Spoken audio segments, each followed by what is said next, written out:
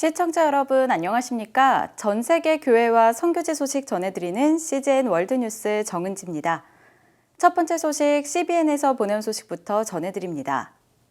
성경은 역사상 가장 영향력 있는 책입니다. 그런데 이 성경은 어떻게 만들어졌을까요? 2000년 전 쿰란 동굴로 함께 가보시겠습니다. 1947년 한 베두인족 양치기는 잃어버린 염소를 찾아서 쿰란 언덕 사이를 헤맸습니다. 그는 잃어버린 염소가 동굴에 숨어 있을지도 모른다는 생각에 동굴 안으로 돌을 던졌습니다. 그러나 염소를 찾는 대신 도자기가 깨지는 소리가 양치기를 동굴 안으로 이끌었고, 그는 20세기의 가장 위대한 고고학적 발견인 사해 두루마리를 찾아냈습니다. 이후 수년 동안 고고학자들은 11개의 동굴에서 800개가 넘는 문서를 발굴했습니다. 그런데 그 가운데 하나의 두루마리는 나머지와 달랐습니다. 양피지가 아닌 구리로 만들어진 이 문서는 역사상 가장 위대한 보물지도일지도 모릅니다.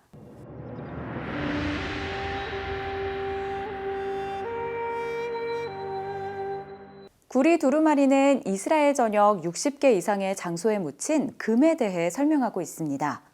묻혀있는 금은 오늘날의 화폐 가치로 환산하면 30억 달러 정도로 추정되지만 역사적 가치는 값을 매길 수 없습니다. 고대 이스라엘에서 그 정도로 부유한 곳은 유대교 성전뿐이었습니다. The amount of treasure that is buried is massive, and it's more than any one person could have. It's more than even a community could have.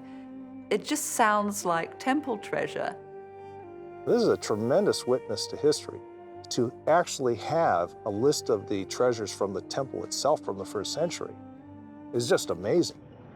Well, we have nothing better than the copper scroll now for telling us what was really there. 이곳은 두루마리가 2000년 가까이 숨겨져 있었던 세 번째 동굴입니다. What we have left that had the scrolls in it is right over here. But it was actually, before the archaeologists got here, it was filled up to dirt right up to here where these markings are all along the cave.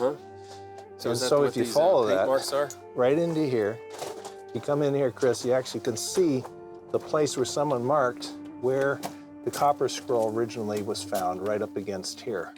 두루마리의 언어조차 미스터리합니다. 대다수 전문가들은 구리의 연대를 서기 25년에서 75년 사이로 추정합니다. 그러나 저자는 나머지 사해 문서와는 달리 1세기에 널리 사용되지 않았던 랍비식 히브리어로 두루마리를 썼습니다. 여기에 무작위로 적힌 그리스 문자가 의문을 더합니다.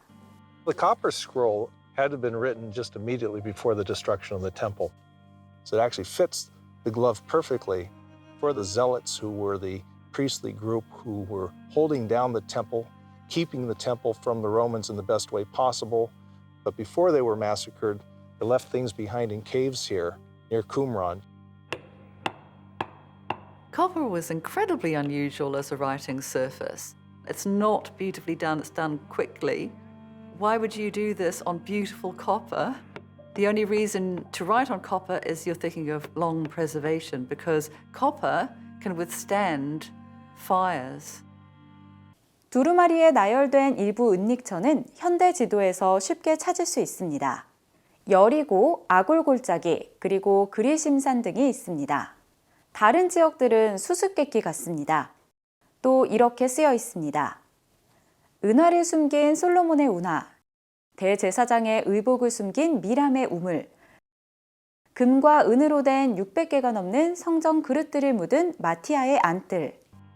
The instructions on the scrolls is like a kid's treasure map in a way.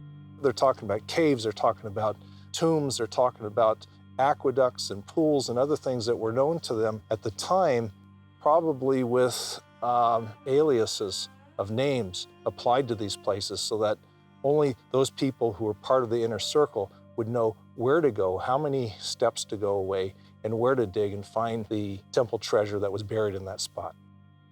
It assumes that whoever is finding the scroll will have some awareness of places that have long been forgotten. That's our problem. 문제는 보물을 찾는 것입니다. I think the treasure is somewhere out there.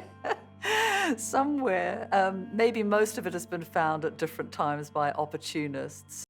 스테판 판 교수는 오늘날 보물을 찾는 사람들은 2000년은 늦었다고 말했습니다. In my mind, most, if not all of these, were actually found by the Romans under the point of the sword. What we do know from the Ark of Titus in Rome, it shows a clear depiction of the main items of furniture and the trumpets that were used in the temple being carried in parade through the gates of Rome to the Forum.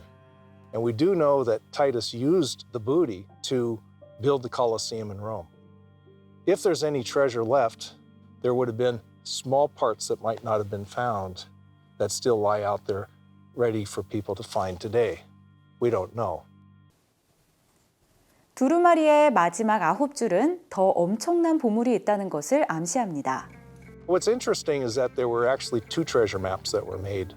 두루마리의 64번째 줄입니다. 코흐리트의 마른 우물에 문서의 모든 것의 목록과 문서를 설명한 사본이 있다. 코흐리트의 위치는 알려지지 않았습니다. 그리고 고고학자들과 보물 사냥꾼들의 현대판 보물 엘도라도가 됐습니다. The way I would read it, it's very much around Jericho, not around Jerusalem, but around Jericho, perhaps as far south as Qumran. 두루마리에 적힌 위치는 수수께끼가 됐지만 저자의 목적은 분명해 보입니다. They're writing for the future, hoping that people will still have some continuity. They will eventually be able to find this copper scroll and reconstitute life in Judea with the temple at its focus. It's a document of hope. 대부분의 학자들은 사해 두루마리가 2000년 전 유대인 공동체 에세네파에 의해 필사됐다는데 동의합니다. 사해 근처에 있는 쿰란 동굴에 숨겨져 있던 사해 두루마리는 1947년에 발견됐습니다. 그런데 새로운 DNA 테스트 결과 모든 두루마리가 쿰란에서 만들어진 것은 아니었습니다. 발견된 지 70년이 넘도록 사해 두루마리는 여전히 집계 중이며 연구되고 번역되고 있습니다. 거의 1000개에 이르는 문서에서 나온 수만 개의 조각을 다루는 기념비적인 작업입니다. 필적 감정으로 사해 두루마리는 무려 500여 명의 필사자가 필사한 것으로 밝혀졌습니다. There were thousands and thousands of scrolls placed in these caves. We only have a tiny, tiny fragment of the total number of scrolls that were originally put in the caves close to the site of Qumran. And that makes it hard to imagine that all of them came from a tiny little site in Qumran. 이 추측은 두루마리 조각을 DNA 테스트한 결과 확인됐습니다. 이 모든 일은 2012년에 분자 생물학자와 성경학자가 버스에서 만나면서 시작됐습니다. And each of us told the other what we're doing in terms of our research, and we thought it might be very cool to cooperate and to see what we can obtain. 텔아비브 대학교 성경학과의 노암 미즈라이 교수와 분자 생물학과의 오데드 루하비 교수는 두루마리 조각의 DNA 테스트를 하기로 의견을 모았습니다. 그러나 먼저 두루마리를 관리하고 있는 이스라엘 문화재청을 설득해야 했습니다. Before we can even sample the scrolls, we had to demonstrate that it's possible to get enough material. So the people at the Israel Antiquities Authorities, they just gave us in the beginning duct tape that was removed from different scrolls. And we analyzed the DNA from the duct tape. Now, only later when we showed that this is even possible and we can get enough information without destroying these precious materials, we can move on to the more important and real materials and samples. 이스라엘 문화재청의 연구 허가를 받은 두 교수는 최소한의 샘플로 분석을 시작했습니다. They scrape just a little bit of scroll dust from the pieces, sometimes from just the back side of each piece, because you can't harm incredibly precious materials. The selection of the fragments was dictated by several factors. I was, of course, interested in fragments that can solve mysteries that scholars have been pondering about for many years now. We tried to sample both biblical and non-biblical texts, and among each of these groups, we tried to find the most interesting mysteries. Of course, our original intention was to sample much more that we actually sampled eventually. And the reason is that the Israel Antiquity Authority has the prerogative to vet our selection. Not every fragment that we wanted to sample could have been sampled. Some of the fragments are simply in such a terrible physical shape that even touching them would cause their disintegration. 그러나 작은 샘플로도 결과는 놀라웠습니다. Imagine we are only sequencing scroll dust, 2,000-year-old, that was, the skin was processed to make the parchment. And later it was preserved in caves for 2,000 years. Still, despite all the contaminations of the different people that touched the scrolls, we were able to find enough animal DNA to say something about the scrolls, which is remarkable in my opinion. Those samples have suffered so much since antiquity that it is just amazing, miraculous even, that enough genetic material survived in order for us to be able to say something about it and to contextualize it historically. 가장 흥미로운 연구 결과를 산출해낸 예레미야서에서 나온 두 조각을 제외하고 샘플링한 조각들은 양가죽으로 만든 것으로 밝혀졌습니다. We actually sampled fragments that represent 4 different copies of Jeremiah. This particular prophetic book has one of the most complicated textual histories among all the prophetic books of the Hebrew Bible. 4개의 예레미야서 두루마리는 3개의 다른 버전으로 적혀 있습니다. 긴 버전은 현대 성경 번역에서도 대부분 사용되는 마소라 본문을 토대로 하고 짧은 버전은 그리스어 70인역에 바탕을 둡니다. 세 번째 버전은 두 버전 사이의 것입니다. Which means that the people there in Qumran held at the same time different versions of the book, and unlike today where we have the exact same version, all of us, they were open to different versions and to different interpretations. 그러나 이들의 발견에서 놀라운 점은 텍스트가 아니라 텍스트를 어디에 썼느냐는 것입니다. Originally, these different pieces were thought to come from the same scroll.